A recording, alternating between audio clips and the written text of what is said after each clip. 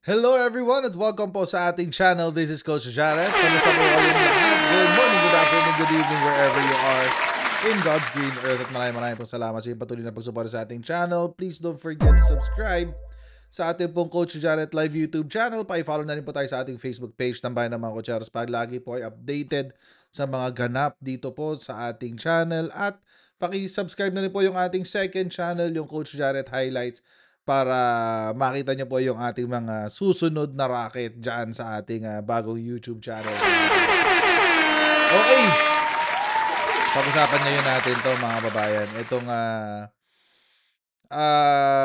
somewhat controversial na tawag dito.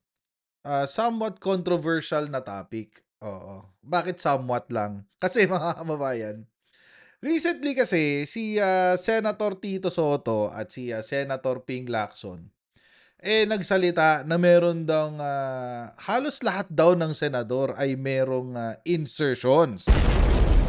Mayroon pong insertions sa kanilang mga budget. At naging issue ho ito sa mga senador kasi ang dating sa kanila, nilalaglag daw o sinisira daw ng netong si Senator Tito Soto at si Senator Ping Lacson ang institusyon ng Senado. O as if hindi pa sila sirang-sira. Oo, di ba? Kay Chis Escudero pa lang, wasak na sila sa impeachment. But anyway, so ayun na nga. At etong si JV Ejercito, wait lang, di ko na ilagay Etong si JB Ejercito, nagsalita. Anong sinabi niya? Ito yung sinabi niya mga kababayan dahil nga doon sa mga nangyayaring questions dyan sa Senado. Ito sabi niya, Ejercito says he and 4 others considered leaving Soto-led Senate majority. Oo, so currently merong 7 sa sa Senate minority. So kung dadagdag yung 5, meron silang 12. Meron silang 12. That is 50% of the whole Senate. So it's not enough. Hindi ho yun sapat para matanggal si SP Tito Soto. Hindi pa para maging matanggal siya bilang Senate President. Although kailangan pa nilang kumumbinse ng isa pa. Kasi 7 lang sila 7 lang yung minority So, even with the 5, kulang pa sila ng isa.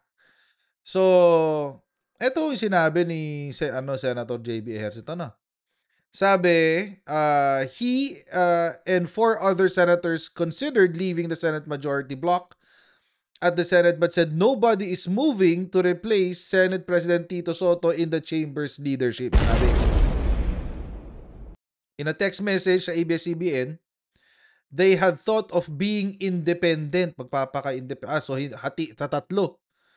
3 na yung grupo. Majority, minority, tsaka independent? Ano ba naman klase? Nakakaloko na to. Asked why, Ejercito said, for me, the focus should be the real culprits ng modus. Mukhang nawawala doon. Yun ang sinabi ni JB Ejercito. Alam niyo po, kasi sinabi ko na ho ito sa isang live stream natin noong nakaraan, hindi ho kasi natin trabahong mag-manufacture ng ebidensya. Trabaho ho ng Senado, total naman sila ay naghihiring in aid of legislation, trabaho nila sundan kung saan patungo yung ebidensya, hindi yung gumawa ng ebidensya. Ang tinuturo, puro senador anong gagawin natin? Diba?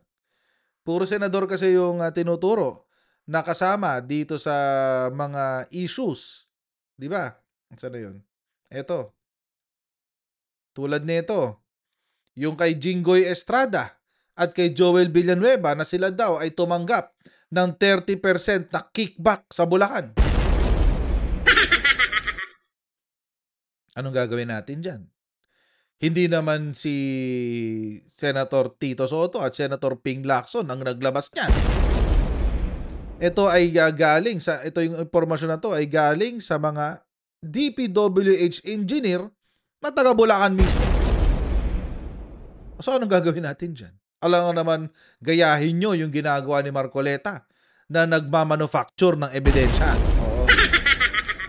Di ba? Nag-iimbento, nagtatanim ng witness at nagtatanim ng testimonya. At nung nabisto, ngayon wala na, nagtatago na yung lalaki. Bakit? Baka makasuhan ng perjury ba? Makulong pa siya dahil sa kalokohan at kabobohan ni Marcoleta. And speaking of Marcoleta, mga kababayan, eto ho yung nangyari. Which is our topic for today. Meron siyang episode sa kanyang TV show sa Net25. Ang tigas din ang mukha na to ni Marcoleta, nasabihan si Senator Ping Lacson na wag siyang magsalita ng kanyang mga opinion in public, pero siya, ayan, ngak-ngak sa kanyang sariling TV show. Ba't hindi ka rin manahimik sa TV show mo, Marcoleta? Diba? Para lang fair. Anyway, panoorin natin tong kanyang sinabi. Nagkaroon na nga ako ng masamang impresyon na ang institusyon ay ginagamit tungkol sa insertion. So, pag nakala nyo, insertion ay mali, pero sabi mo naman, ngayon hindi mali. Ba't mo tinanggihan? Bakit nag-disclose ng ganun si Senator Ping kung wala naman palang problema doon? Ba't kinakailangan pa niyang sabihin? Insertion, sabi niya, is threatening our economy. Kinakailangan sa plenaryo mabusisihan at bakit yan ay pinayagan. Yung salitang yun, bakit yan ay pinayagan? Ibig sabihin, bawal pala yan? Oo nga. So, ba't ka magpapaliwanag ngayon, although late na in the day, sapagkat na-unsettle na yung mga kasama mo eh. Oo. Hindi mo nyo ako dapat na ipaliwanag to, ba't nangyayari ito? Kasi ang open kay Tito Sen, di ba Sen? 500? Oh, yung kapwa ninyo ako action, yung dalawa, you are sending a mixed message to our people. Okay. So, yun ang pinakabuod ng aking, kinakailangan natin, magkaroon tayo ng clarity rito. Ang insertion ba masama o mabuti? Kung masama, ba't mo tinatanggihan? Kung masama, okay. so bakit sabi mo part ng regular process at hindi mo siya tinanggap? So, ba't nabahala yung mga kasama natin? Wala naman palang problema dyan. So, ngayon, ang sinasabi niya, bago natin i-refer yung privilege speech ni Senator Marcoleta, ay gusto ko munang magpaliwanag doon sa kanyang mga pinagsasabi. Una, sabi niya, sino po ito? Si Senator Ping po ito? O si Senator Soto? Senate President Soto? Senate President. Okay. Kasi siya presiding officer. Una kanya, dapat sana nag-deliver ka ng privilege speech. Nandito sana si Senator Ping. Opo. Una, hindi ako pwedeng sumagot sa kanya kasi ayaw niyang bumaba. Dapat sana siya ay bumaba para mag-usap kami. Kasi siya presiding officer at time. Hindi tayo. Okay. Gusto ko sana sabihin sa kanya, kaya ako siya tinitingnan, kaya hindi ako may gibo. Tinitingnan ko siyang mabuting ganyan. Sinasend ko yung message sa kanya. Opo. Mr. President, kung gusto mong sagutin ako, ang parliamentary practice po, kailangan po kayo ay tawagin niyo si JB. Tawagin niyo po yung majority leader, magpalit muna kayo. Hindi po bumaba rito para mag-usap. Para kayo po sasagot. Sasagutin ko po kayo. Yun ang reglamento pala. Okay. Alam mo, alam niya yun di ba? Opo. Nagtagal naman siya doon. Siya nga rin po pinakamatanda. Kasi ako, ginagalang ko lahat ang natin, ang procedure. Kaya hindi ako sumagot sa kanya, kasi nakaharap siya eh. Presiding. Ayoko sumagot sa kanya because he's the presiding officer. Yes. Kaya ako siya tinitingnan, hindi ako sumasagot. Hinihintay ko na maunawaan niya na kinakailangan bumaba siya para siya sumagot. Okay. So, pero ituloy natin yung sinabi niya. Kinakailangan nga niya, nandito si Senator Ping nung nag-privilege speech ka. Kung halimbawa kaya ba, bumaba siya, ito isasagot ko sa kanya. Okay. Ano sasagot mo?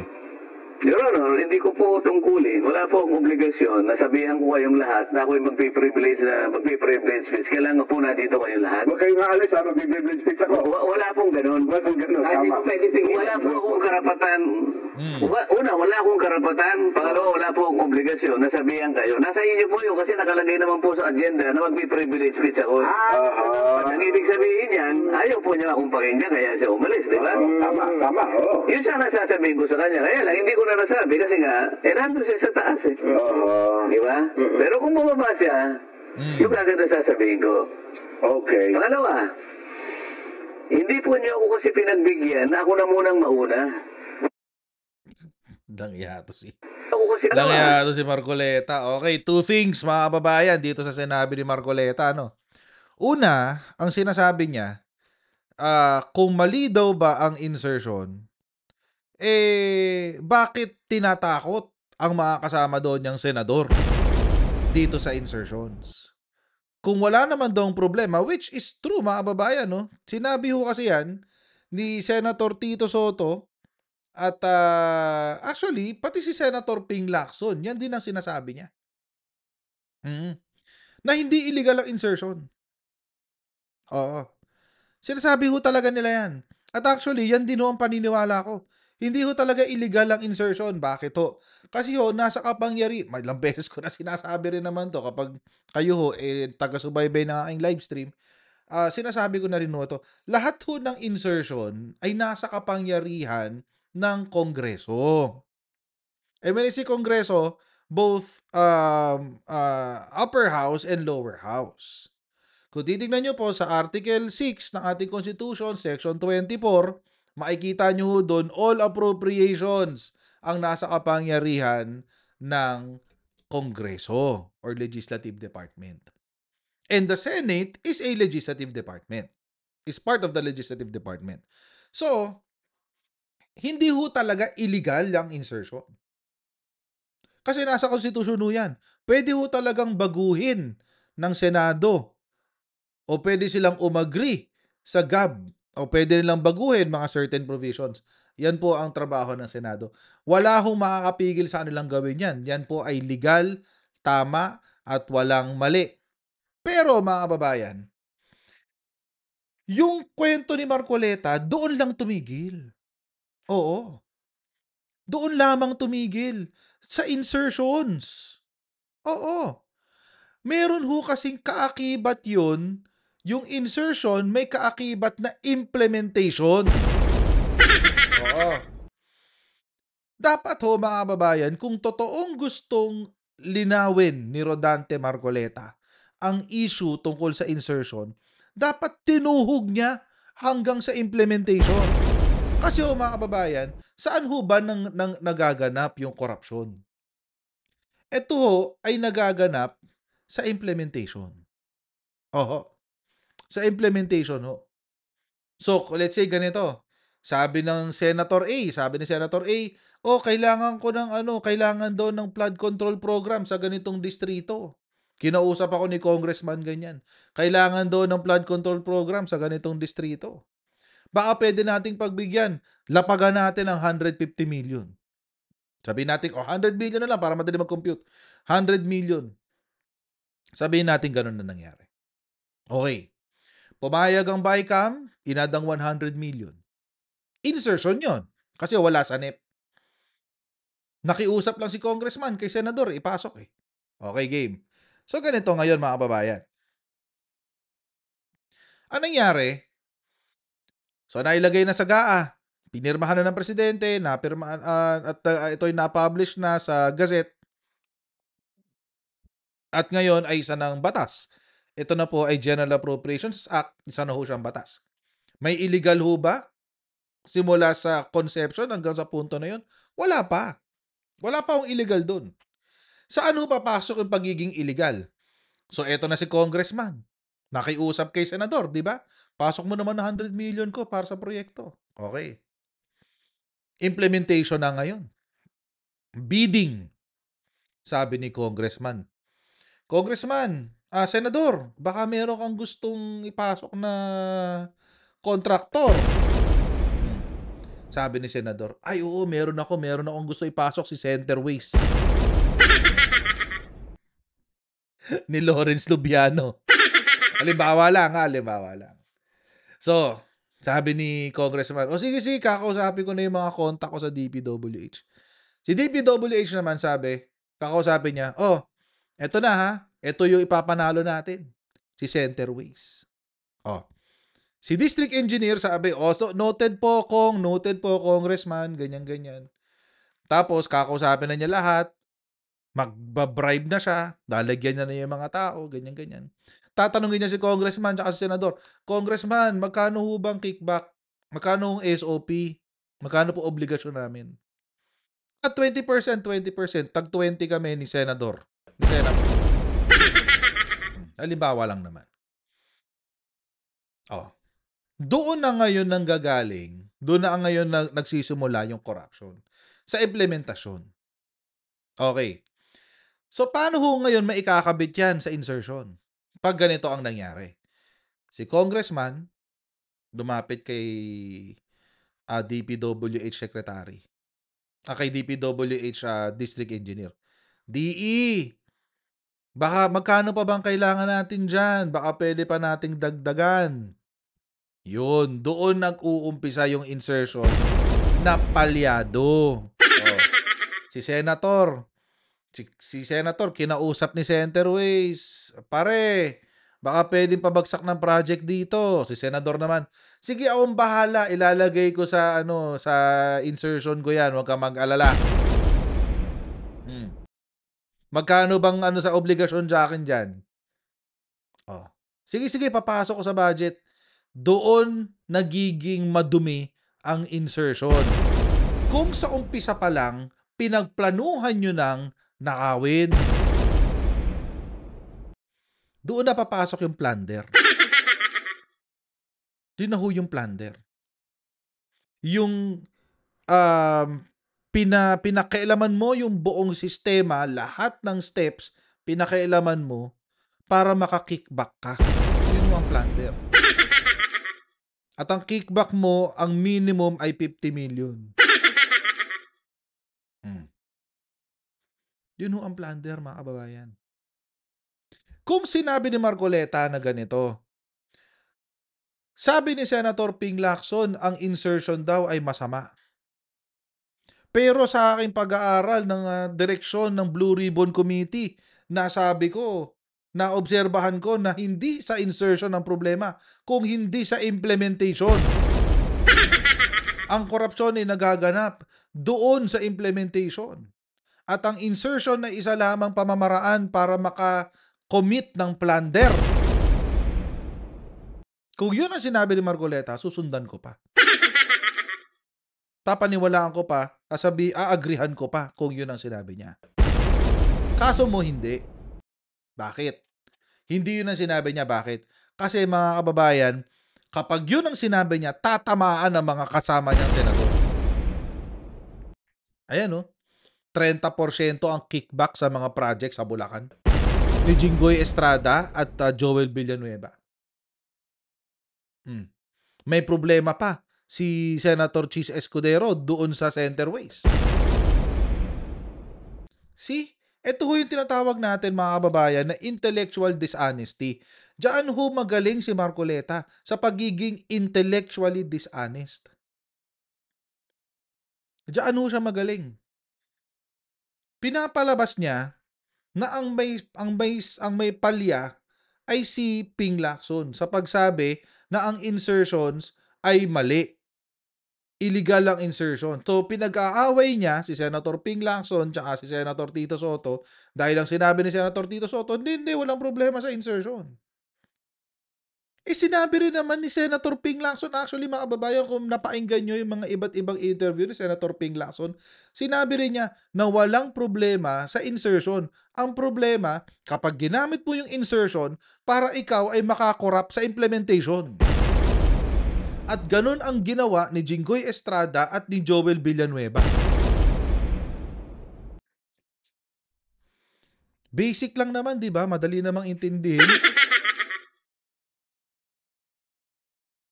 Pero anong gustong palabasin ni Rodante Marcoleta? Ang gusto niyang palabasin na mali.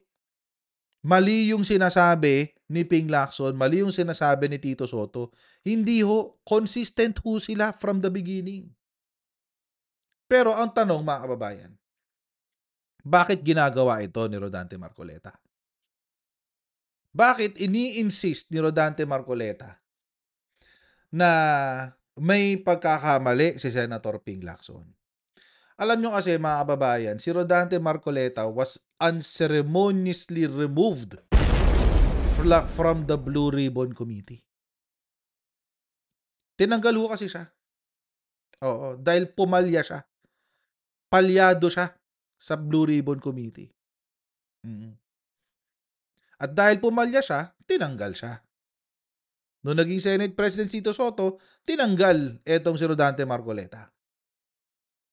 Ngayon, mga kababayan, parte ng kanilang siguro it's a part of their power grab kasi nga dahil si Tito Soto na yung yung Senate President at nadidiin lalo yung mga kasama nila sa minority, si Chis Escudero, Joel Villanueva, si Bongo, si Jinggoy Estrada, si Alan Peter Cayetano, nagigipit na sila kasi sila yung mga naging kliyente ng Diskaya. Nagigipit na sila, kailangan nilang isalba. Oo. Lalo na ngayon na meron ng ethics complaint laban kay Senator Chis Escudero. Baka umiikot na puwet nun ngayon. Sa takot. Baka matanggal siya. But I doubt natatanggalin siya kasi mga senador natin ngayon walang kwenta eh. Walang kwenta eh. Walang kwenta this is the worst batch of senators. Really, seriously, this is the worst itong 20th Congress. Kasi may mga taong katulad ni Marcoleta, medyo malaki yung DDS block eh. Duterte block eh. 7 silang lahat. Medyo malaki. So, most probably, this will be the worst Senate. Actually, hindi rin natin na pag-uusapan. Kasama pala si Mark Villar sa mga dapat managot dahil 18 billion naman ang kanyang allegedly kinita dito sa kanyang flood control scam. So practically, mga kababayan, lahat ho ng involved dito sa flood control scam ay mga tao at supporter at kaalyado ng Rodrigo Duterte. Ganyan ho kalala. Ganyan ho sila kalala. Kaya mga kababayan, hindi rin ako magtataka kung bakit kating-kati itong si Rodante Marcoleta na protektahan kasi nga Duterte eh. Duterte Group eh. Alam naman natin, pag Duterte Group, bulag. Diba? Bulag, pipit, bingi. Wala silang pake. Basta for them, ambisyon ko mauuna. Ambisyon ko mauuna. Kasi hodang may nasasaktan ako, kasi hodang walang pakinabang ang sambayan ng Pilipino. Basta importante, nandito ako, kumukubra, kumikita. Duterte Black eh. Yun ang motivation dyan ni Senator Marcoleta. Kailangan mabawi niya ang Blue Ribbon Committee. Kailangan kumbinsihin niya ang sambayan ng Pilipino na magalit kay Senator Ping Lacson kasi hindi nagagalit kay Senator Ping Lacson ng tao eh. Alam niyo kung bakit? Kasi mga kababayan, dito sa hearing ni Senator Ping Lacson, lumalabas ang katotohanan. Hindi kailangan mameke ng testimonya. Hindi kailangan mameke ng witness tulad ng ginawa ni Marcoleta. Nakakadiri, diba? Nakakadiri ito si Marcoleta talaga eh. Kaya ganoon, mga kababayan. Ito lang mga kababayan na ingat po tayo dito sa kung paano magsalita si Rodante Marcoleta. Siya ho ay magaling sa deflection at sa diversion. Tulad ng ginawa niya ngayon dito sa ating video. Deflection and diversion. Dinivert niya ang usapan, tinutukan niya yung insertion lamang, para hindi masyadong pag-usapan yung implementation kung saan tatamaan ang kanyang mga kaalyado. So, ang gusto niyang palabasin, hindi. Ang totoong problema dito, yung pagkakaintindi natin ng insertion. O, hindi. Tama ang pagkakaintindi natin lahat ng insertion. Wala akong mali dyan. Wala akong illegal sa insertion. Nagkakamali lamang po ang insertion kapag ang mekanismo nun ay ginamit mo para makapagnakaw sa kaban ng bayan. At matutuntun mo yon sa implementation. Eh, di yun na sinabi niya. Ito pa yung pangalawang sinabi niya tungkol dun sa ba't hindi raw bumaba sa rostrum si Senator Tito Soto. Sinabihan na nga siya eh. Kung nandoon si Senator Ping Lacson, di saka siya dapat nagsalita. Gusto pa niya siya yung unahin. Who you? Who you? Ba't kailangan unahin ka? Kung mayroong mga ibang mas urgent na business. Hindi ba? Besides, mga kababayan, bakit kailangan sa privilege speech niya birahin si Ping Lacson? Hindi niya kumpuntahin. Hindi niya kumprontahin sa opisina. Bakit kailangan in public? Kasi nga mga kababayan, kailangan makumbinsi niya ang taong bayan na sila ang tama. Pero mali. Maliho sila. Maliho siya, maliho sila. Ginagawa lang nila yan para isalba yung mga kaalyado ni Duterte. That's it. See kung gaano nakakadiri yung ating bagong kongreso. Itong bagong Senado, kakadiri, di ba? Kaya nga ako ay ma-firm believer. Ngayon mga kababayan, kumbinsido na ako na ang Senado dapat nang i-abolish. No joke. No joke. Dapat na i-abolish ang Senado. Because of the likes of Rodante Marcoleta, dahil kay Chis Escudero, sa mga katulad ni Chis Escudero, sa mga katulad ni JB Ejercito, sa mga katulad ni Jinggoy Estrada, Joel Villanueva, Alan Peter Cayetano, Bongo, Bato de la Rosa, Aimee Lacson, Mark Villar, Camille Villar, silang lahat. Lito Lapid, Diyos ko, Lito Lapid, napakawalang kwenta talaga. Kaya mga kababayan, kung bibigyan ho tayo ng pagkakataon, natanggalin ang Senado. Let's do it. Pirma ho tayo, kahit People's Initiative yan, pirmahan natin yan. Tanggalin ho natin ang Senado, mga kababayan. Isa ho silang malaking hadlang sa transparency, accountability, at social justice laban sa korupsyon. So mga kababayan, hanggang dito lang po muna tayo sa ating video. Please don't forget to like, share, and subscribe. And I'll see all of you po in our next live stream. Bye everyone. See you next time. Bye.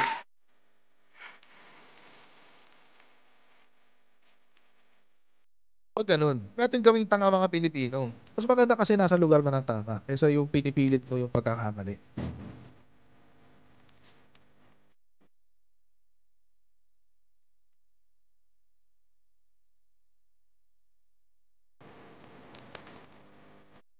Are they willing to go that far? Hindi nakakalimutan ng Pilipino yan hanggat di nakasagot yan. Sino ngayon nagsasabi ng totoo?